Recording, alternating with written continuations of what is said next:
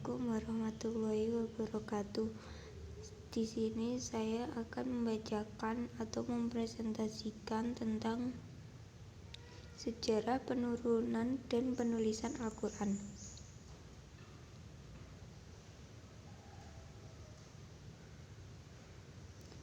Sejarah turunnya Al-Quran kepada Nabi Muhammad SAW. Al-Quran diturunkan melalui perantara malaikat Jibril yang menyampaikan langsung kepada Nabi Muhammad. Proses turunnya Al-Quran berlangsung selama 22 tahun, 2 bulan, dan 22 hari secara berangsur-angsur. Wahyu pertama yang turun adalah surat Al-Alaq ketika Nabi Muhammad berusia 40 tahun pada tanggal 17 Ramadan di Gua Hira. Wahyu yang selanjutnya diturunkan jedanya selama 3 tahun.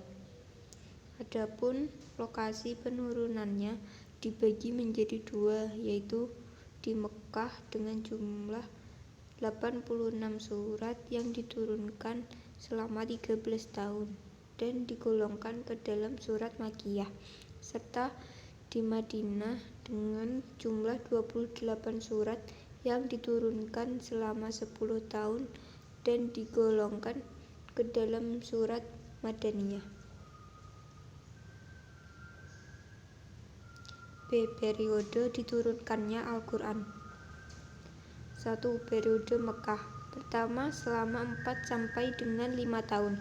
Pada masa ini, dakwah Islam masih terbatas pada ruang lingkup yang kecil, dan ayat yang diturunkan pun pada umumnya membahas tentang pelajaran bagi Rasulullah untuk membentuk kepribadian, pembahasan tentang dasar-dasar akhlak Islamiyah, pengetahuan tentang sifat Allah, serta bantahan mengenai pandangan hidup masyarakat jahiliyah kala itu.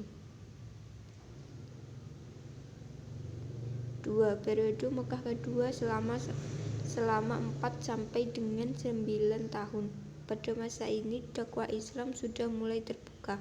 Ayat-ayat yang diturunkan pada masa ini umumnya tentang kewajiban sebagai muslim, pembahasan tentang keesaan Allah, pembahasan tentang hari kiamat, serta ancaman dan kecaman kepada orang yang musyrik yang mempunyai perilaku buruk. 3. Periode Madinah selama 10 tahun. Rasulullah mulai hijrah dari Mekah ke Madinah dan masyarakat sekitar mulai terbentuk keimanannya. Di sana, masyarakat Yahudi dan Islam hidup berdampingan. Namun sering berjalannya waktu, kaum Yahudi pun mulai ikut menentang dakwah Nabi Muhammad SAW. C. Cara pewahyuan Al-Quran. 1. Malaikat Jibril memasukkan wahyu ke dalam hati Nabi Muhammad. Dalam hal ini Nabi Muhammad tidak melihat sesuatu apapun, hanya merasakan bahwa wahyu itu sudah berada di dalam kalbunya. 2. Malaikat menampakkan dirinya kepada Nabi Muhammad menjadi seorang lelaki yang mengucapkan kata-kata kepadanya sehingga Nabi mengetahui dan dapat menghafal kata-kata tersebut. 3. Wahyu datang kepada Nabi seperti gemerincingnya lonceng. Cara ini dirasakan paling berat bagi Muhammad. Kadang pada keningnya berkeringat meskipun turunnya wahyu di musim dingin. Kadang unta Nabi Muhammad terpaksa berhenti dan duduk karena merasa berat bila wahyu turun ketika Nabi Muhammad sedang menaiki unta. 4. Malaikat menampakkan dirinya kepada Nabi Muhammad tidak berupa seorang laki-laki tetapi benar-benar sebagaimana rupa aslinya. Sekian, terima kasih. Wassalamualaikum warahmatullahi wabarakatuh.